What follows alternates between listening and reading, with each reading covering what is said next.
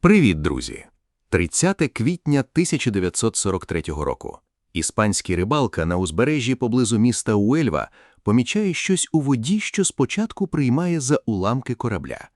Підпливши ближче, він розуміє – перед ним людина у військовій формі з портфелем, прикутаним ланцюжком до зап'ястя. Він повідомляє владу. Знахідку дістають з води, і місцевий лікар констатує – перед ним офіцер Королівської морської піхоти, майор Уільям Мартін, який, судячи з усього, потонув після авіакатастрофи над морем. Імовірно, один із багатьох літаків, що того місяця перетинали простір над Атлантикою і Середземномор'ям, між Британією і Гібралтаром, і чия достяна завжди залишилась би просто ще одним записом у списку військових втрат, якби не те, що сталося далі. Але ось що дивно. Цей чоловік ніколи не служив в армії жодного дня в своєму житті. Він ніколи не літав жодним літаком. І на момент, коли рибалка знайшов його тіло, він був мертвий вже майже 2 тижні, помер зовсім не в морі, а в покинутому складі в Лондоні. І те, що лежало в його портфелі, за кілька днів мало обдурити найпотужнішу розвідувальну машину нацистської Німеччини і особисто самого Адольфа Гітлера. Сьогодні ми розберемося, як група британських розвідників перетворила тіло бездомного чоловіка на найуспішнішу операцію дезінформації Другої світової війни і чому цей обман спрацював навіть тоді, коли реальність мала повністю його розвіяти. Почнемо з питання, яке стояло перед британським командуванням навесні 1943 року. Союзники готували вторгнення в Італію через Сицилію, величезний острів, географічно розташований так очевидно на шляху від Північної Африки до Європи, що приховати саму мету вторгнення було практично неможливо. Черчилль, за словами істориків, що вивчали цей період, сам сформулював проблему прямо. Кожна людина, здатна дивитися на карту, зрозуміє, що наступна ціль – Сицилія. Питання полягало не в тому, чи здогадаються німці про очевидне, а в тому, чи можна змусити їх повірити, що очевидне – це насправді відволікаючий маневр, а справжній удар прийде десь інде.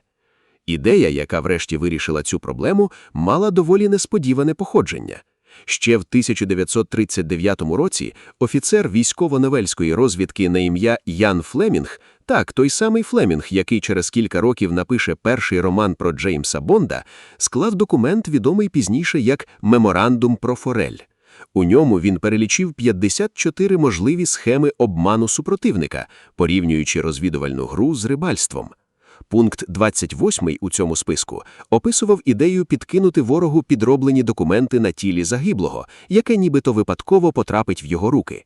Це перевірений факт. Сама концепція справді бере початок саме з цього документа, хоча Флемінг особисто вже не брав безпосередньої участі у реалізації плану роками пізніше. До 1943-го він був зайнятий іншими напрямками військово-новельської розвідки. Цікаво, що досвід роботи над подібними схемами обману пізніше явно буде відголошуватися в витонченій, деталізованій шпигунській прозі, яку Флемінг почне писати вже після війни.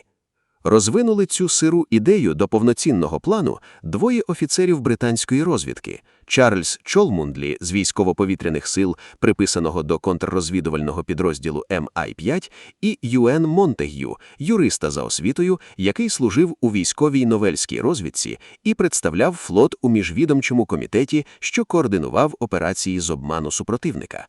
Саме ці двоє, дуже різних по характеру і походженню людини, Монтег'ю, вихідець з заможної банкірської родини з безумарною освітою в Кембриджі і Гарварді, і Чолмундлі, скромніший офіцер, чию первинну ідею колеги спочатку сприймали доволі скептично, стали архітекторами операції, яка згодом отримала кодову назву «Мінсміт», тобто буквально фарш чи м'ясний фарш, назву обрану випадковим чином з затвердженого списку кодових слів, без жодного прихованого символізму, попри наскільки моторошно доречною вона згодом здаватиметься. Остаточний план операції потребував затвердження на найвищому рівні. За архівними свідченнями, деталі проекту особисто розглянув і затвердив прем'єр-міністр Вінстон Черчилль, який на той момент активно цікавився нестандартними розвідувальними ініціативами, і, за спогадами учасників наради, поставив лише одне уточнююче запитання – чи тіло належним чином поховають після завершення операції, попри всю секретність задуму. Варто розуміти, операція Мінсміт не була ізольованою імпровізацією, а лише однією, хай і найвідомішою, ланкою значно ширшої стратегічної кампанії обману під кодовою назвою «Барклай». Паралельно британці розгортали в Єгипті фальшиву армію з надувних танків і бутафорських таборів, поширювали через подвійних агентів дезінформацію про нібито заплановане вторгнення на Балкани і навіть організовували витік чуток через дипломатичні канали в нейтральних країнах. Мінсміт був лише найбільш вигадливим і найкраще задокументованим елементом цієї значно масштабнішої мозаїки обману, спрямованої на те, щоб змусити німецьке командування розпорошити свої сили якнайширше, замість того, щоб зосередити їх безпосередньо на реальній цілі. Перше і найделікатніше завдання полягало в пошуку самого тіла.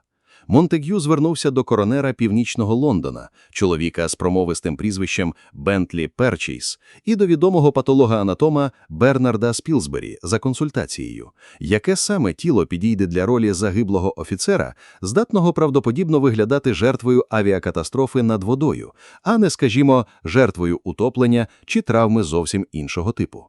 Коронер попереджав, що знайти підходяще тіло буде непросто.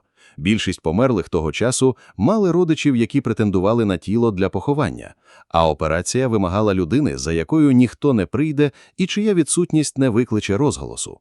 Наприкінці січня 1943 року в покинутому складі поблизу вокзалу Кінгс-Крос у Лондоні знайшли тіло чоловіка на ім'я Гліндер Майкл, валійця, який переїхав до столиці, залишившись без житла і стабільної роботи. Він народився в невеликому шахтарському селищі Уельсі, і за скупими архівними свідченнями про його раннє життя, стосунки в родині складались не просто ще з дитинства. До Лондона він приїхав в пошуках роботи, як і тисячі інших людей з економічно-депресивних регіонів Британії того часу, але так і не зумів знайти стабільного місця в житті великого міста. Медична експертиза встановила – він з'їв хліб, оброблений щурячою отрутою. Випадково чи навмисно, точно невідомо і сьогодні. Фосфор у складі отрути пошкодив печінку способом, який, за оцінкою патолога-анатома, міг зовні нагадувати наслідки перебування у воді після загибелі в авіакатастрофі. Саме той тип пошкоджень, який потрібен був для правдоподібності легенди. Це підтверджені медичні факти з архівних матеріалів справи. Далі почалась ретельна, майже театральна робота з перетворення тіла нікому невідомого безгосного чоловіка на офіцера елітного підрозділу британської армії. Тілу дали ім'я – майор Уільям Мартін, королевська морська піхота. Його спорядили формою, особистими речами, які будь-яка людина носила без собою. Квитками на лондонський театр, корінцем від квитка на автобус, рахунком за заручне перстень з ювелірного магазину на Бонд-стріт, приватним листом від нарученої Пем, дратівливим листом від батька з докорами про фінанси сина, посвідченням особи з фотографією реального молодого офіцера розвідки, який погодився позувати для документів. Фотографію нарученої теж взяли не з якогось абстрактного джерела. Для ролі Пем позувала реальна службовиця британської розвідки на ім'я Джін Леслі, чию світлину в купальнику Монтег'ю особисто попросив для портфеля, а лист від неї від імені Джін Леслі писала інша співробітниця відділу Гільда Еріч, додаючи в текст особисті, майже інтимні деталі, які мали переконати будь-якого стороннього читача в справжньості цього почуття. Кожна з цих дрібниць мала одну ціль. Якби хтось почав ретельно перевіряти особу майора Мартіна, кожна деталь мала б підтверджувати одна одну, створюючи ілюзію справжнього, живого, трохи безладного людського життя, а не сфабрикованої легенди. Особливу увагу приділили самому головному листу з натяками на Грецію та Сардинію. Його писали так, щоб текст звучав як звичайна, трохи необережна приватна переписка між двома генералами, а не офіційний документ. Саме ця невимушеність мала переконати німецьких аналітиків, що лист не є умисною підставою, адже справжні секретні документи, на думку розвідників, рідко пишуться так вільно і особисто. Але справжньою суттю всієї операції були не особисті речі, а офіційний портфель, прикутаний до зап'ястя майора Мартіна ланцюжком. Деталь покликана переконати того, хто знайде тіло, що документи всередині справді важливі і секретні, а не просто загублені випадково. В портфелі лежав особистий лист від одного британського генерала до іншого, у доволі невимушеному приватному тоні, в якому згадувалося про плановане вторгнення союзників не на Сицилію, а на Грецію і Сардинію, з натяком, що майбутня висадка на Сицилії – лише відволікаючий маневр для маскування справжньої мети. Історики, які детально вивчали архіви справи, зафіксували ще одну майже комічну технічну нюанс підготовки. Чоботи ніяк не налазили на задубілі, замерзлі після зберігання в холодильній камері ноги трупа, тож команді довелося відігрівати ступні електричним обігрівачем просто перед транспортуванням тіла до місця операції. Тепер постало питання, як доставити тіло так, щоб його знайшли саме ті, кому потрібно, і саме в тому місці, де підроблені документи гарантовано потраплять до німецької розвідки. Обрали узбережжя поблизу міста Уельва, і цей вибір був не випадковим, а результатом ретельного розвідувального аналізу. По-перше, місцеві морські течії в цьому районі, за гідрографічними даними того часу, з високою ймовірністю мали прибити тіло до берега протягом кількох днів. По-друге, у самій Уельві на той момент активно працював німецький віце-консул і офіцер німецької військової розвідки Абвер на ім'я Адольф Клаус, діявший під дипломатичним прикриттям. Людина з добре налагодженими зв'язками серед іспанського військового і місцевої влади. По-третє, Іспанія, попри офіційний нейтралітет у війні, керована режимом генерала Франко, симпатизувала нацистській Німеччині і регулярно, неофіційно ділилася розвідувальною інформацією в Берліну. Британці розраховували, а точніше з високою впевненістю передбачали, що місцевий іспанський коронер виявиться не настільки прискіпливим у своїй експертизі, як досвідченіший фахівець у великому місті, а іспанська військова влада радше передасть знайдені документи німцям, ніж поверне їх незамкненими британському консулу. 30 травня 1943 року британський підводний човен HMS Сераф під командуванням лейтенанта Біла Джуела підійшов до узбережжя поблизу Уельви і випустив контейнер з тілом майора Мартіна в прибережні води. Команда підводного човна, за спогадами учасників операції, навіть не знала точного вмісту таємничого металевого контейнера, який вони везли протягом усього походу. Їм повідомили лише, що всередині перебуває надсекретне метеорологічне обладнання, яке потрібно акуратно доставити і скинути в чітко визначеній точці. Лейтенант Джуел і його офіцери, які все ж знали справжній зміст місії, провели коротку імпровізовану церемонію прямо на палубі підводного човна перед тим, як опустити тіло у воду. Жест поваги до людини, чиє ім'я вони найімовірніше навіть не знали, і чия особистість на той момент залишалася таємницею навіть для них самих. Течія зробила свою справу. За кілька годин тіло знайшов місцевий рибалка, саме так, як і планувала британська розвідка. Далі події розвивались майже точно за сценарієм, написаним в Лондоні кількома місяцями раніше. Іспанська влада передала тіло разом з особистими речами місцевому британському консулу, офіційно, ніби без огляду вмісту портфеля. Але сама операція пройшла аж ніяк не без напруги для тих, хто спостерігав за нею з Лондона. Протягом кількох днів після знахідки тіла британські розвідники не мали жодного підтвердження, чи справді іспанці розкрили портфель, чи, можливо, надто сумлінний місцевий чиновник поверне все нерозкритим просто з формальної коректності, а такий сценарій означав би, що вся ретельно планована операція виявиться марною. Лише коли портфель нарешті повернули британському консулу з ледь помітними ознаками того, що його відкривали і знову закривали, команда в Лондоні змогла видихнути з полегшенням.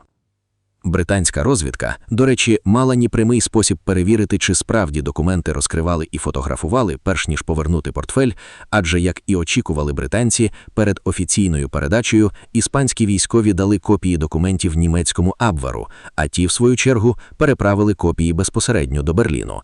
За дрібними технічними ознаками того, як саме були складені і запечатані папери після повернення, аналітики MI5 змогли підтвердити – конверти розкривали і, наймовірніше, фотографували вміст.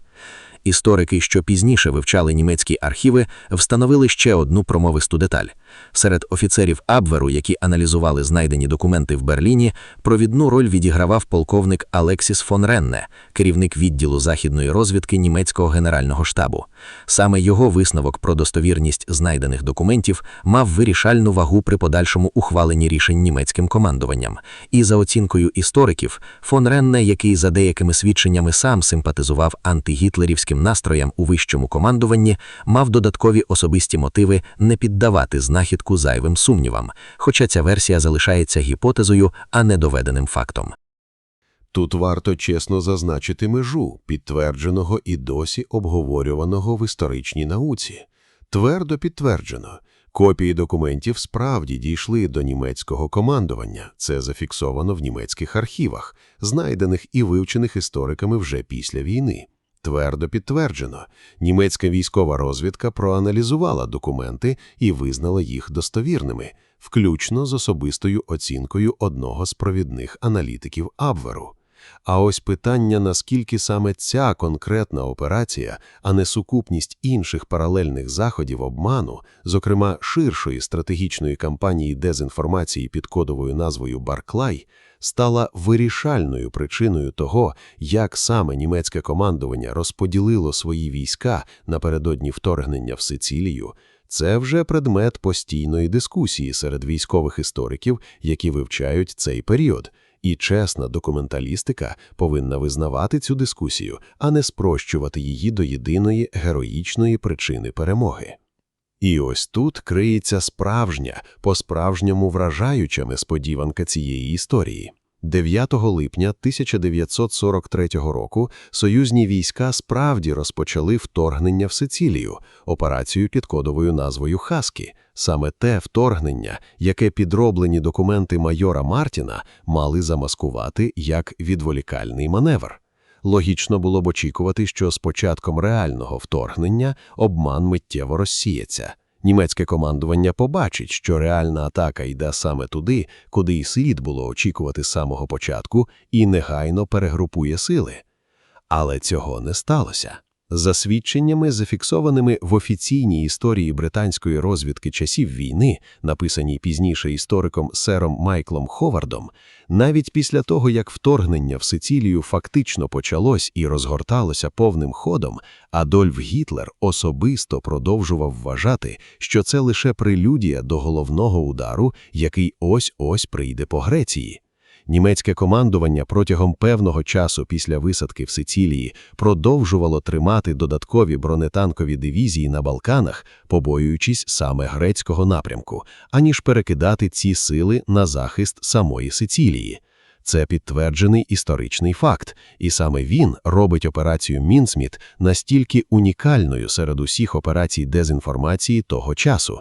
Обман виявився настільки міцно вкорінений в свідомості супротивника, що навіть суперечлива реальність не змогла швидко його розхитати.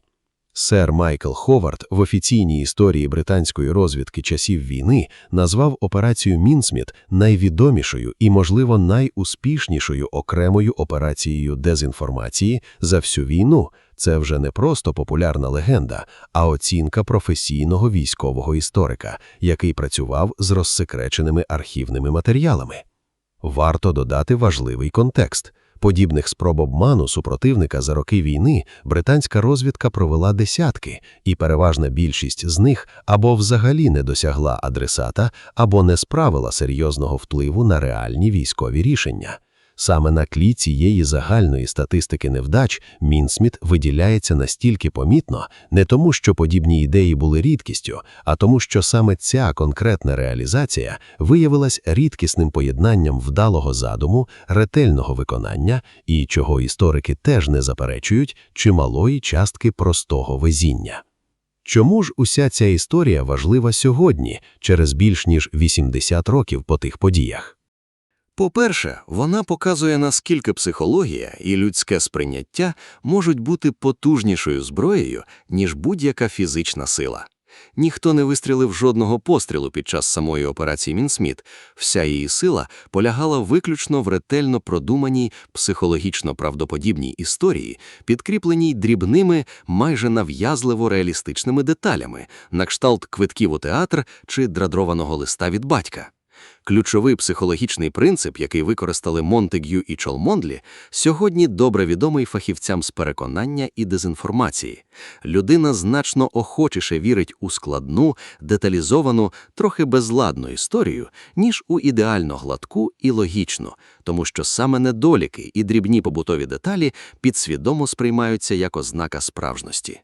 Сучасні фахівці з кібербезпеки і інформаційних операцій досі вивчають методологію Мінсміт як класичний приклад того, як правдоподібність дрібних деталей здатна зробити велику брехню переконливою, а принципи, закладені в цій операції 80 років тому, залишаються актуальними для розуміння сучасних кампаній дезінформації, хоч і у зовсім інших технологічних умовах.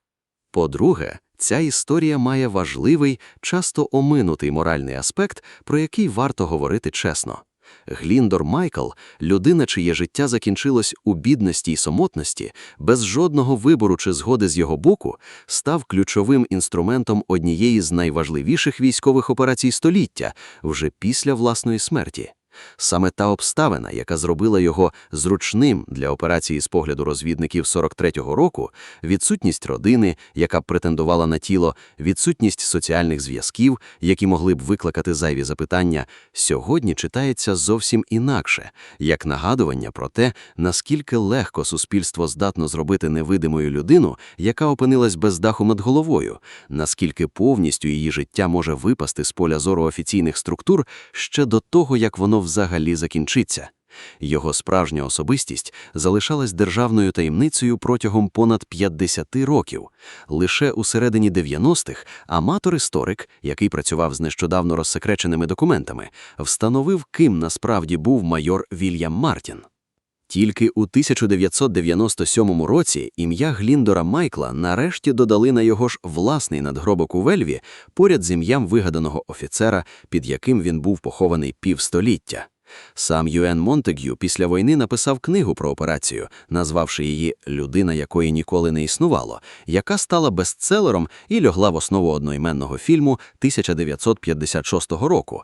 Але навіть у власних спогадах Монтегю не розкрив справжнього імені загиблого, зберігаючи цю деталь у таємницю до кінця свого життя. Значна частина архівних матеріалів справи залишалась засекреченою ще довгі десятиліття по тому. Лише книга історика Бена Макінтайра, опублікована в 2010 році на основі нещодавно розсекречених документів, і знятий на її основі художній фільм 2022 року, розкрили публіці значно повнішу, точнішу версію подій, включно з деталями про особисті стосунки Монтегю з колегами і раніше невідомими нюансами підготовки документів.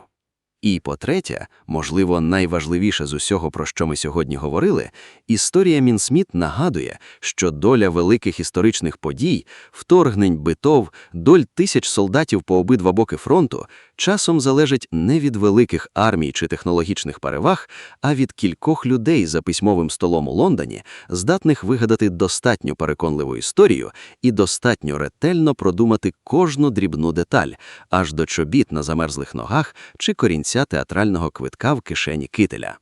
Тож повернімося до рибалки, з якого ми почали цю історію.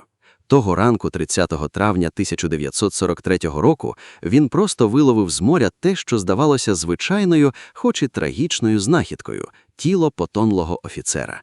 Він не міг знати, що тримає в руках, можливо, найретельніше сплановану брехню всієї війни. Брехню, яка за кілька місяців допоможе врятувати життя тисяч солдатів-союзників під час висадки на Сицилію, змусивши ворога дивитися зовсім в інший бік.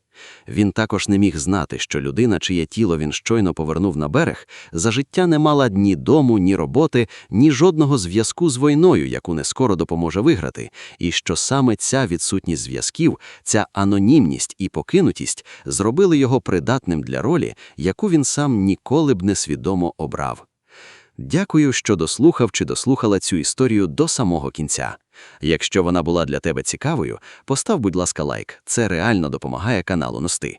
Підписуйся, якщо ще не підписаний чи не підписана, і напиши в коментарях, яку загадку минулого дослідити разом наступного разу. До зустрічі у наступному відео, друзі!